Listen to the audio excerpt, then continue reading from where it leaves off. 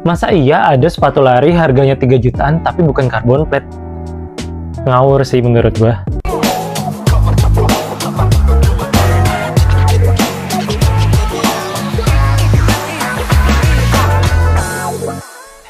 Halo, kembali lagi ke channel Lariway Digital Media dengan gua Adlan, si pelari kantoran. Di sini kita akan ngebahas semua tentang dunia lari, review sepatu, mini vlog, tentu dengan bahasa yang sederhana, ringan, dan juga menyenangkan. Harapannya biar channel ini tetap relate ke kamu yang mungkin baru mulai belajar lari. Dan tentu ini berdasarkan pengalaman pribadi. Nah, kalau di episode sebelumnya gue udah ngebahas sepatu lari plat karbon terbaik versi gue, hari ini, di episode ini gue akan ngebahas sepatu lari non-carbon plate yang terbaik versi gue. Penasaran apa sepatunya? Tonton video ini sampai habis, jangan di skip. Let's go! Nah, jadi buat kamu yang mungkin baru mulai belajar lari, atau mungkin yang udah konsisten lari juga, terus butuh sepatu lari pertama kamu, atau mungkin mau upgrade sepatu kamu, satu sepatu aja bisa digunakan di berbagai macam jenis latihan lari. Sepatu ini gue jamin cocok sama kamu. Ini dia, Asics Superblast 2. Ini yang punya gue, yang versi Paris. Ya, emang udah dekil sih karena gue sering banget pakai sepatu ini untuk long run. Yes, sepatu ini sebenarnya diperuntukkan untuk long run atau lari di durasi yang lebih panjang. Nah, pertanyaannya kenapa sih Asics Superblast 2 ini bisa jadi sepatu non-carbon terbaik versi gue, dan gue sangat rekomendasikan ke kamu yang mungkin baru mulai belajar lari. Kita akan ngebahas dari 3 aspek. Yang pertama, desain. Buat gue sih, Asics Superblast 2 ini, apalagi ini versi Paris, ini cantik banget sih. Dan terlihat dari looknya, dia ini sepatunya sebenarnya looknya besar, tapi masih proporsional di gue pribadi. Jadi, maksud gue tuh, kaki terlihat lebih bagus, kaki terlihat lebih jenjang, apalagi misalnya pakai kaos kaki yang no show, yang nggak kelihatan, kaki terlihat lebih jenjang, bagus di foto, dan dia itu bukan tipe sepatu yang terlihat ceper atau misalnya bulky banget kayak badut, bukan. Ini proporsional banget, ini bagus banget, desainnya keren banget, dan nggak cuma yang versi Paris, warna-warna Superblast 2 lainnya itu juga bagus-bagus banget sih. Jadi untuk desain, ini cocok banget sama selera gue. Nice. Nah, kedua, gue akan bahas dari sisi spesifikasinya, tentu dengan bahasa yang lebih sederhana dan ringan aja. Asics Superblast 2 ini ada sepatu yang sebenarnya didesain untuk long run. Bukan berarti sepatu ini nggak enak dipakai menu latihan lainnya. Gua pakai ini udah setahun ke belakang, dan ketika dipakai easy run di bawah 10 kilo ini masih enak banget. Masih, gue bisa bilang dia empuk. Lalu juga misalnya dipakai buat speed training kayak tempo run, medium run, dia juga terbilang sangat responsif. Jadi effort gue ketika tempo run bisa terbantukan. Lalu juga ketika long run, sepatu ini selain empuk dan responsif, dia juga sangat stabil, dan uppernya di sini ini terbilang sangat nyaman sih. Jadi dia fleksibel, terus juga breathable. Jadi ketika gue berlari di durasi yang lama, kaki gue nggak gerah dan nggak sakit, nyaman. Nah, pertanyaannya, kok bisa sih sepatu lari komplit kayak gini? Maksudnya bisa, biasanya kan ada trade off-nya tuh antara keempukannya, cushioning-nya, stabilitasnya, lalu juga responsifnya. Nah, karena sepatu ini termasuk jenis super trainer, jadi memang dia ada keunikan di sole-nya. Gue tahu nanti mungkin teman-teman bisa Google juga, atau misalnya nonton YouTube channelnya Dr. Tirta dengan Dr. Jason. Jadi di situ jelaskan dropnya 8 mm yang dimana itu cocok buat mayoritas pelari. Tapi mungkin bahasanya terlalu teknis ya. Jadi gini, yang bikin sepatu ini termasuk super trainer adalah karena keunikan dari sole-nya Asics Superblast 2 ini. Jadi dia ini midsole-nya ini kombinasi dari FF Turbo Plus dan FF Blast Plus Eco. Jadi FF Turbo Plus ini pembrandingan dari Asics yang memberikan sensasi ringan, lebih lembut, dan lebih responsif dibandingkan dengan mungkin seri sebelumnya yang pertama. Lalu di sini juga outsole-nya Asics Grip, maaf ya udah kotor banget ya. Cukup tahan untuk aspal dan durability-nya itu bagus. Jadi sepatu ini bisa dibilang cukup awet, tahan lama, tangguh.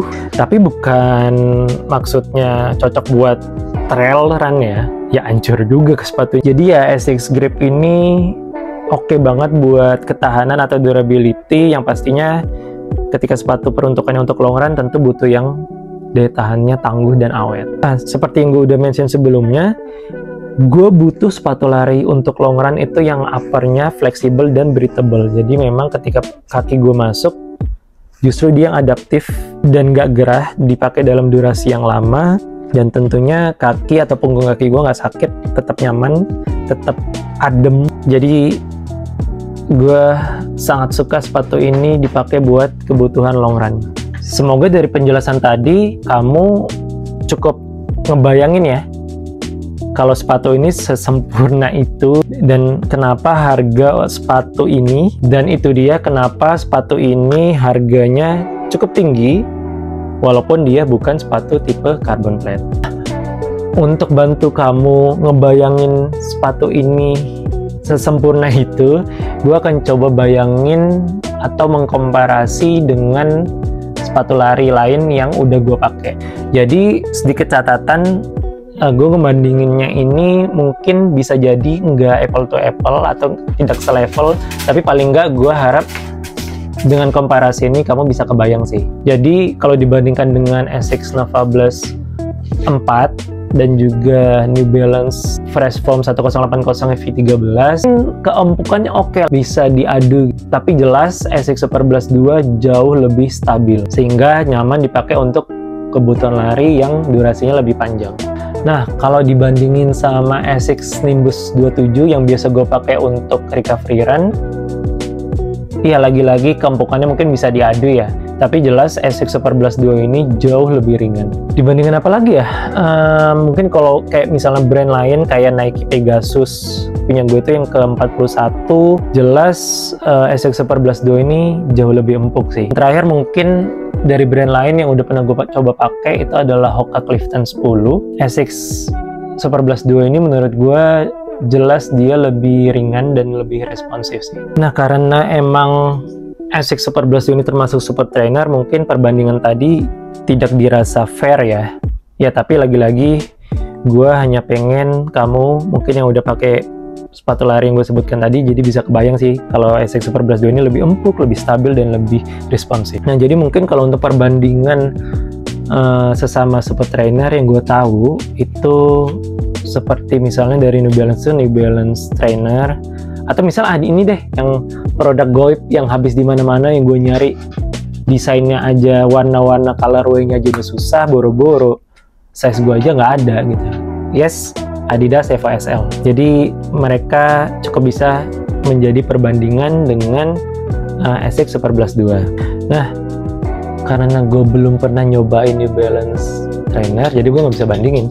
Untuk Adidas Evo SL, meskipun gue belum pakai dia seintens itu, tapi sebenarnya tipikalnya sama sih. Dia empuk juga, dia responsif juga, dan dia cukup stabil juga. Ya setipe lah. Meskipun memang harganya Adidas Evo SL jauh di bawah Asics Super Blast 2 sih. Jadi kalau ditanya enakan mana, Super Blast 2 atau Adidas Evo SL, sulit sih, karena keduanya itu setipe. Jadi lagi-lagi mungkin ujung-ujungnya bakal balik lagi ke kamu, ke selera kamu.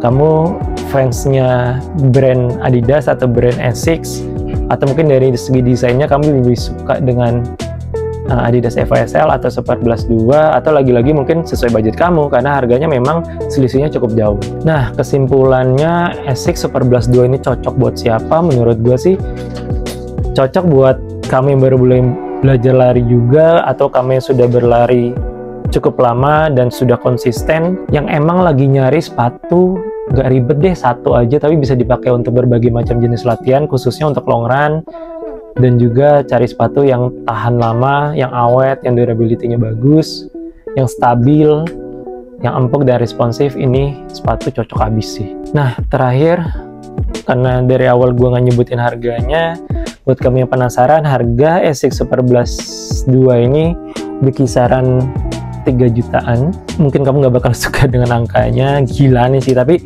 tunggu dulu. Mahal itu kan sebenarnya tergantung POV ya. Apakah mahal? Ya iya, 3 juta mahal untuk sebuah sepatu lari. Tapi kalau kamu punya anggarannya dan kamu anggap ini adalah sebuah investasi kesehatan buat kamu, biar lebih rajin latihan, biar termotivasi. Karena udah beli sepatu mahal tapi kok nggak dipakai. Kamu tahu kalau ini sepatu udah jelas nyaman dan tahan lama, toh akan dipakai juga kok lari long run setiap minggunya juga. Nah kalau kamu anggap ini sebagai sebuah investasi, ya sepatu ini cocok banget buat kamu. Tapi buat kamu yang mungkin belum ada anggarannya, that's okay, nggak apa-apa. Kami Lariway Digital Media akan terus coba berusaha untuk memberikan opsi sepatu lari yang mungkin cocok dengan anggaran kamu, cocok dengan kebutuhan kamu, sehingga kamu jadi banyak opsi buat beli sepatu lari pertama kamu. Jadi Asics Superblast 2 ini, regardless dari harganya yang terbilang mahal, kalau kamu cocok dengan sepatu ini, gue bisa sangat jamin ini akan jadi sepatu favorit kamu untuk dipakai daily run sih. Dan bikin kita nyaman, semangat terus latihannya, dan more confident sih. Oke, jadi itu dia review gue tentang sepatu lari non-karbon terbaik versi gue, yaitu Asics Superblast 2. Jangan lupa support Lariway Digital Media dengan cara like, komen, share video ini ke teman-teman kamu biar banyak yang terinformasi juga. Dan kalau kamu punya sepatu andalan kamu bisa juga tulis di kolom komentar. Dan jangan lupa subscribe channel Lariway Digital Media dan juga support kita di Instagram lariway.id biar kita makin semangat bikin konten lari yang relatable, yang menyenangkan dan juga menghibur. Oke, bye, sampai ketemu di episode selanjutnya. Turun.